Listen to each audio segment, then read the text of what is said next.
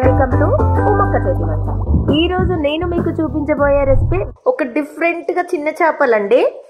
నేను యాక్చువల్గా అనుకున్నది ఏంటి అంటే కంషలు తీసుకుందామని వెళ్తున్నాము. ఒక 2-3 షాప్స్ తిరిగాము కానీ కంషలు దొరకలేదు మాకు. ఒక్క షాప్లో మాత్రం కొడిపెలు దొరికాయి. ఆ కొడిపెలు అంటే అవేనండి, నత్తల్లో మెత్తల్లో ఏవో అంటారు కదా, అవి అన్నట్టు. అవి తీసుకొని వస్తున్నాము. ఇప్పుడు మీకు డిఫరెంట్గా అది నేను చేసి చూపిస్తానండి. ప్లీజ్ షేర్ చేయండి, లైక్ చేయండి, కామెంట్ చేయండి, మా ఛానల్ని సబ్స్క్రైబ్ చేయండి.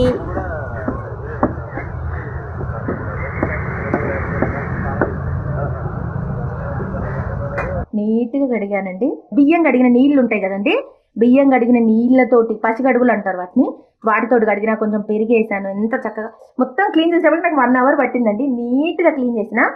మా సైడ్ మాత్రం వీటిని కొడిపెలు అంటారండి, కానీ మరి కొంతమంది నత్తళ్ళు అంటారు, మెత్తళ్ళు అంటారు. ఏంటో నత్తల్లో మెత్తల్లో అలా అంటారండి. ఇప్పుడు వీటిని మంచిగా చక్కగా పులుసు పెట్టుకుందాం. బుక్కకొకటి తినొచ్చండి. ఒక 1 స్పూనే కారం వేసానండి, ఒక పావు ఆయిల్ వేసాను, 1 స్పూన్ ఉప్పు వేసాను, స్పూన్ పచ్చి ధనియాల పొడి అండి, 1/2 టీ స్పూను అల్లం వెల్లుల్లి పేస్ట్, చిటికెడంతా పసుపు అండి. నీట్గా కలుపుకుందామండి. వీటిని మనం మెల్లి కలపాలండి. వీటిని మెల్లి కలుపుకుంటేనే బాగుంటుంది. కొద్దిసేపు అట్లా వీటిని నానబెట్టేసేయాలి. ఈ చేపకు పట్టాలి, ఈ కారం ఉప్పు అంతా ఈ చేపకు పట్టాలి. పడితేనే పులుసులో ఉడికినప్పుడు చాలా టేస్ట్ ఉంటుందండి. బాగా కలుపుకోండి, మెల్లిగా కలుపుకోండి. ఎందుకంటే ఇవి మెత్తగా ఉంటాయి కాబట్టి కొంచెం ఇరిగిపోతాయి, అందుకని నీట్గా కలుపుకోండి మెల్లిగా. ఒక 4 పావులు ఆయిల్ పోసుకోవాలండి. గిన్నె వేడెక్కింది, 4 పావులు పోసుకుంటే చేపల కూర కదా బాగుంటుంది ఆయిల్ ఎక్కువ ఉంటే. నీచు కూరలలో అన్నిట్లలో మనకు ఆయిల్ ఎక్కువనే ఉండాలండి.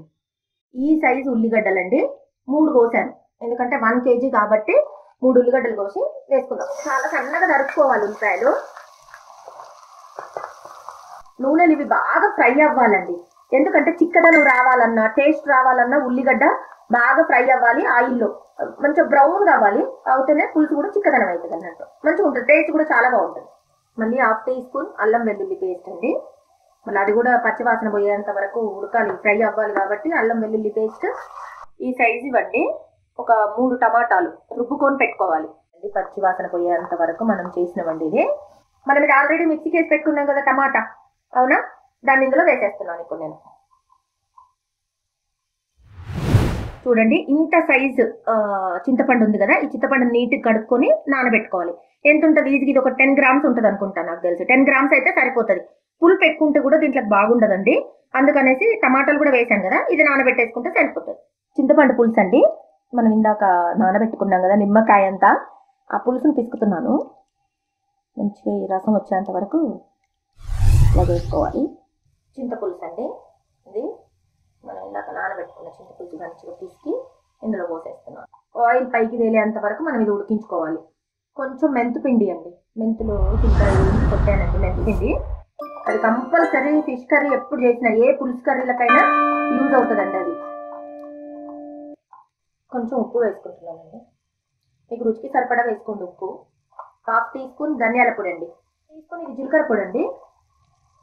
మనం ఆల్రెడీ అందులో వేసుకున్నాం కదండి కారం, 1/2 టీ స్పూన్ వేయాలి. మళ్ళీ కొంచెం చక్కెర వేస్తున్నానండి, బెల్లం వేయాలి, యాక్చువల్గా బెల్లం లేదు అని నేను చక్కెర వేస్తున్నాను. చక్కెర బెల్లం ఏదైనా సరే పులుపును బ్యాలెన్స్ చేస్తుందండి, పులుపు ఎక్కువ కాకుండా కంట్రోల్ చేస్తుంది. ఉప్పు ఎక్కువైనా పులుపు ఎక్కువైనా ఈ స్వీట్నెస్ అనేది ఇంకా రుచిని కూడా పెంచుతుంది. చూడండి స్వీట్నెస్ భలే ఉడుకుతుంది కదండి, ఆయిల్ పైకి వచ్చేస్తుంది, స్మెల్ కూడా వస్తుంది ఉడికినట్టుగా. సబ్స్క్రైబ్ చేసుకోవచ్చు కదా ప్లీజ్. ఉడికిందండి, ఇంకా మన కొడుకు పిల్లలు వేసేద్దాం. ఆల్రెడీ మనం కలిపి పెట్టాం కదా, అవి వేసేసానండి. మెల్లిగా దీన్ని ఇట్లా తిప్పేయాలండి, ఎందుకంటే ఇది చాలా డెలికేట్గా ఉంటాయి కాబట్టి ఫిషెస్ కుళ్ళులు అవ్వకుండా ఈ స్టవ్ని లో ఫ్లేమ్లో పెట్టి ఉడికించుకోవాలి కొద్దిసేపు. చాలా కలర్ఫుల్గా కనిపిస్తుంది కదా, చూస్తేనే తినాలనిపిస్తుంది.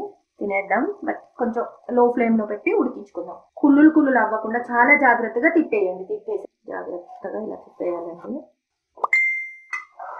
ఊరికే ఉడికిపోతాయి ఇవి, పెద్ద టైం ఏం పట్టదు వీటికి. పులుపు అవన్నీ చూసుకుంటే, కారం ఇది అన్ని పులుపు కారం ఉప్పు అన్నీ చూసుకొని మనం వాటర్ వేసుకోవాలి. నాకే భయం వేస్తుంది, నాకు కూడా భయం వేస్తుంది తిప్పాలంటే. ఇవి కుల్లులు కుల్లు అయితే టేస్ట్ ఉన్నాయండి. నేను ఇంకా జాగ్రత్తగా తిప్పుతున్నాను. చూస్తుందండి.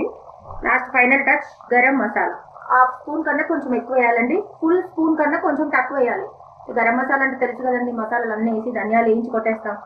అది లాస్ట్లో అది వేస్తే కానీ టేస్ట్ ఉండదు. కర్రీ అయినా నాన్ వెజ్ కర్రీస్లో ఫస్ట్ మసాలా ఉండాల్సిందే. మనం రెడీ చేసాము. అయిపోయిందండి. చూడండి, ఆయిల్ పైకి తేలింది. ఈ మాత్రం పులుసు ఉండాలండి. పులుసు లేకపోతే మళ్ళీ మనం తినలేము. పులుసు ఉండాలి. చక్కగా ఉడికిపోయాయండి, కదిలియలేదు నేను. చూడండి, అయిపోయిందండి కంప్లీట్. వైట్ రైస్ లో ఈ పులుసు బుక్కకు ముక్క పెట్టుకొని తింటే ఉంటది యమ్మీ యమ్మీ. చక్కగా ఇలా గుంత చేసుకొని అన్నం, వైట్ రైస్ అండి, వేడి వేడి ఇప్పుడే వండినము. నేను ఇలా గుంత చేసుకొని ఈ మధ్యలో ఇదే చేస్తాను. అమ్మో, ఆహా ఆహా ఏమి భోజనము. ఒకటి అంటే ఇట్లా బుక్కకు ఒకటి పెట్టుకొని తినాలండి. ఎక్సలెంట్. ఎంత బాగుందంటే ఆహా, చాలా చాలా టేస్ట్ ఉంది. వెంటనే వెళ్ళి తెచ్చుకొని వండుకోండి. చాలా చాలా చాలా బాగుంటుంది. ప్లీజ్ షేర్, లైక్, సబ్స్క్రైబ్, గంట సింబల్ని కొట్టండి. మా నోటిఫికేషన్స్ అన్నీ మీకు అందుతాయి. Okay, bye.